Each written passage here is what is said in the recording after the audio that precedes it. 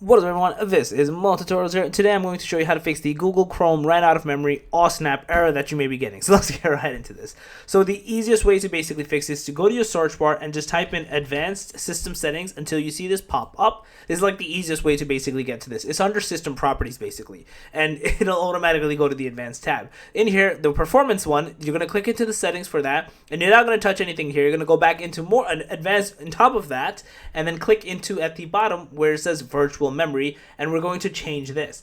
In here, you're going to change it from it being automatically managed to having a custom size, because you can see how much space is literally available in the bottom over here where it says currently allocated, recommended, minimum allowed. You basically want to have it over here, and then you want to basically set the specific one over here. Once you do this, you guys should be good to go and not have this error persist any longer, because it's entirely possible, because either you have a custom one set and it's not what it should be, or you don't have it set or it's on automatic and it's doing it completely different for the different ones. So once you do this, you guys should be good to go and not have this error persist any longer. So yeah, that's basically it. If you guys have a video, please thumbs up. If you're on the channel, make sure to subscribe, hit that notification bell. I'm Multitutorials out. Peace.